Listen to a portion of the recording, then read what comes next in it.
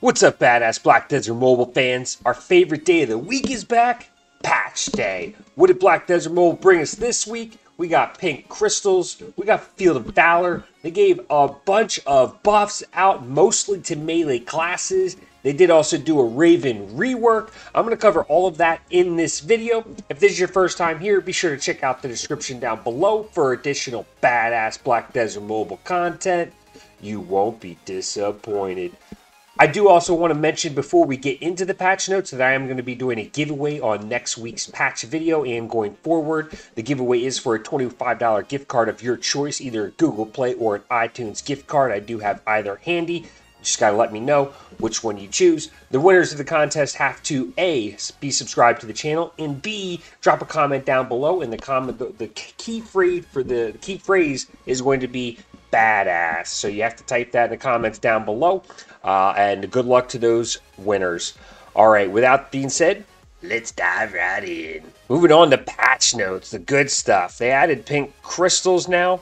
They added dimensional crystals is what they're calling them. They can now contain the power of AAL, Lebrev, Serret, or Ahib branches. Dimensional crystal extraction is only possible for gear lower than primal grade and cannot be done otherwise. Added a separate category on the craft menu for crafting dimensional crystals, so you can see that on the craft tab now here. If you go to material and then crystals, you can now craft dimensional crystals in Alchemy Lab or craft menu. Added new items that are required to craft dimensional crystals, so the empty crystal as well as the dimensional fragment. You can obtain dimensional fragments from feeding abyssal grade items to the blacksmith as well from the Field of Valor. Dimensional fragments cannot be obtained by feeding the Delphad main weapon and sub-weapon event rewards to the Black Spirit, and you can use dark coins to purchase empty crystals from Gervais's shop. Price adjustments for items at the market. They adjusted the price for items to better match the current state of the economy and service. They adjusted the price for magic to epic grade accessories registered on the market, and adjusted the sale price of magic to abyssal grade accessories in the Pearl shop. So they probably dropped the price of the cost of epic below accessories on the market for black pearls, what's required, and it looks like they might drop the price of magic to abyssal grade accessories in the Pearl shop. So they probably dropped them there as well. Field of Valor is now back. It's back for 2 weeks from today until the scheduled maintenance on December 8th. You can obtain dimensional fragments, abyssal crystals, and cronstones from the Field of Valor. And I was watching Xantu's stream this morning. If you haven't head over to his stream channel on Twitch, I definitely recommend doing that. And he was farming in Field of Valor, and he was getting about 150 cronstones in the hour. He also got about 3 of the dimensional fragments in there as well. You can get these dimensional fragments as well as some cronstones from events that they have, as well as you can buy cronstones and these both from new Pearl Shop purchasable items. And I will go over that because you can get 1,000 cronstones right now for 500 black pearls, and that does seem like it's worth it because otherwise it's going to take a while. Tokens of Valor, which are required to enter Field of Valor, can be obtained through login rewards. See event notice. So that's the only way you're getting those Field of Valor tokens is from login rewards. A nice update is the Lightstone update. Effects from the first Lightstone slate will now affect all of your family. So that's real nice because that means the first Lightstone set that you have increases the CP on all your family. So you're going to want to make sure you have that the best CP Lightstones you can have in there. And then when you go on to old characters, they maintain that value as well. So that's nice. The Lightstones that were equipped on the first slate will be sent to your mail. Total CP may be at lower value after the update since the Lightstones on the first page will have been unequipped. So if you don't have your Lightstones equipped and they're in your mail, you're going to want to go and equip them again. Family CP and CP rank are calculated from the Family Lightstone Slate. You must purchase additional Lightstone Slates for the second and third pages to become available if you want like a PvP one, a boss one, whatever the case may be. You want to go to miscellaneous etc. You can use silver or black pearls to purchase more Lightstone Slates. The second and third Lightstone Slates will only be for that active character, the one that you are on. Only the first Lightstone Slate affects your family CP. You can choose which Lightstone Slate to receive effects from on the Lightstone UI screen. Balance changes to Family Prestige. Decrease the required Family Prestige CP by 3,000 for each Family Prestige effect. Adjusted the required CP of Family Prestige to match the decrease in CP now that the first Lightstone Slate is family based. and they added 3 more tiers to the family prestige. And for those that aren't aware, family CP, for example, the emblem only shows up once on your family prestige. It does not show up multiple times. So same thing will now affect with the Lightstone, because it affects your family. So everybody's family prestige dropped, and they're saying about 3,000 CP from this. And now they also dropped the prestige tiers, so that way it's easier to obtain them. And it looks like they added 3 more tiers with more bonuses. Field combat experience, 160, 150. A lot of extra LT in here. So you definitely want to get family CP prestige up. Improvements, items. I reduced the weight to 0 for the following items, thankfully. Black stones, black crystals, lightstone fragments, alchemy stone fragments, relic fragments. All those fragments did end up weighing a lot. Magical residue, magical essence, kaffir dust, and holy vial of light. All of that, if you had 100,000 of it in your inventory, it did bog you down. Changed the item type to the following items. Golden egg. This item can now be sold at the shop as loot.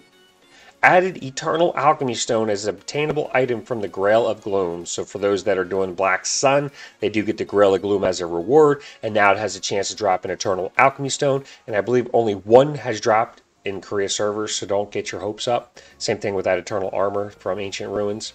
Change the item description for Inscribed Glyph to include loot location. Increase the number of Cron Stones you can obtain through crafting from 1 to 5. So that's a little nice. Now you can craft a little bit more, 5 times more, but it's still going to take a while. Bugs and other fixes for remoteness. Fix an issue where the Phantasma could immediately move at the start of a match. Lucky them. Fix an issue where the Raven could not obtain or use Shards of Darkness. Fix an issue where the match board UI displayed abnormally if an ally character and enemy character consecutively attacked each other, maybe they mean there. That sentence doesn't make sense with that last word in there. Fix an issue where the Monument of Battle appeared after its initial appearance in Temple Raiders. For World Boss, they changed the attack pattern of Kazarka. For collections, they changed the amount of required items to complete certain collections. Strong Gust of Wind, Strong Gust of Wind, and Strong Gust of Wind. Those 3 ones, they changed the golden rings needed from 3 to 1, golden seals needed from 5 to 1, and golden wool from 2 to 1.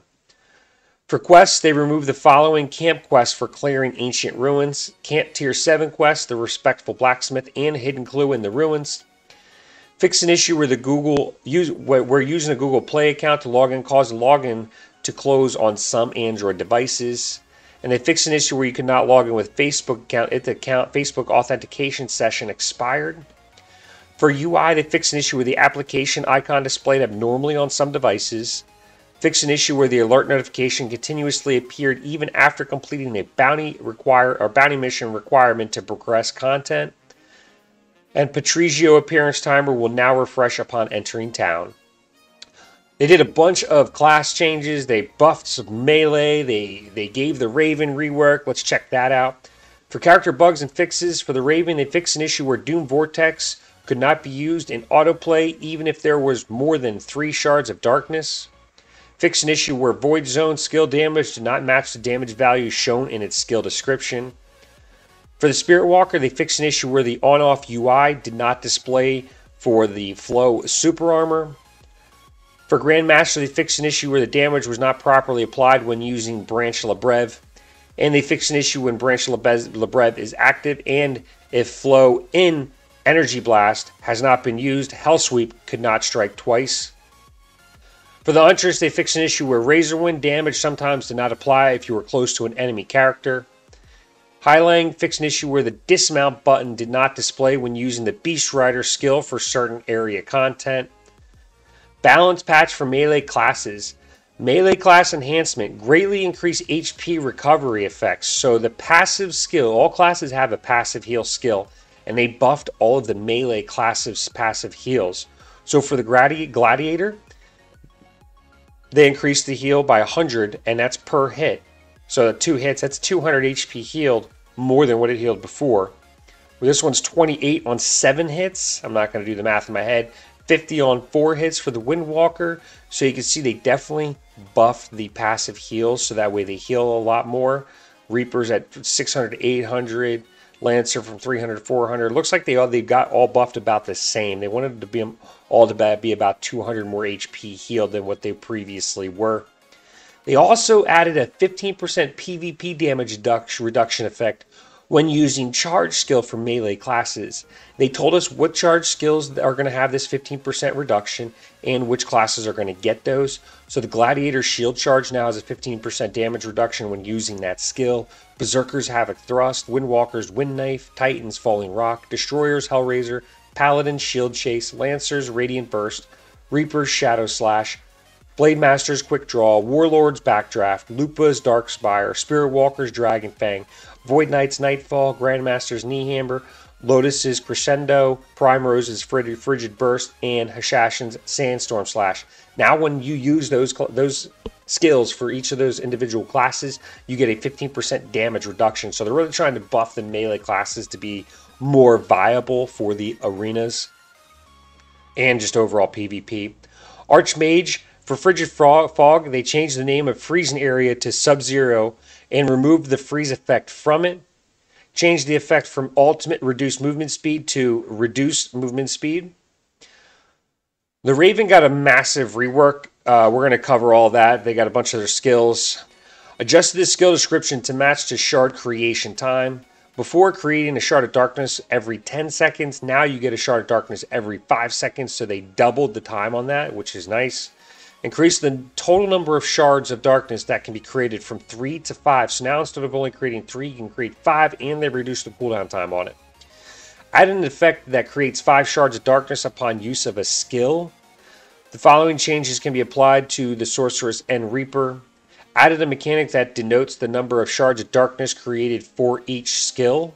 For condition, it creates 1 Shard of Darkness upon use of a skill, Miasma, Phantom Crash, Dark Pulse, Dark Shift, Wrath of Chaos, and Shadow Eruption. So now when you use those skills, it creates a Shard of Darkness. Creates 1 Shard of Darkness if there is an unused or no Shards of Darkness. Implosion, Soul Siphon, Doom Vortex, and Flashbang. For Implosion, you get increased attack speed and range, and it activates faster when used as a combo with Wrath of Chaos. So it's kind of like a skill cancel animation effect, Implosion there. Change the effect of Implosion Shard from increased attack range to increased distance. It does use 1 Shard of Darkness.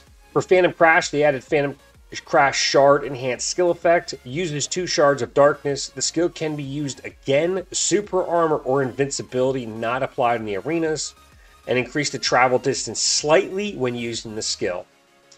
For Dark Shift, they increase the distance of the skill and activates faster when used as a combo with Doom Vortex. So they really hit the Raven with some combo abilities here. Added Dark Shift Shard, Enhanced Skill Effect. It uses 2 Shards of Darkness now. The skill can be used again.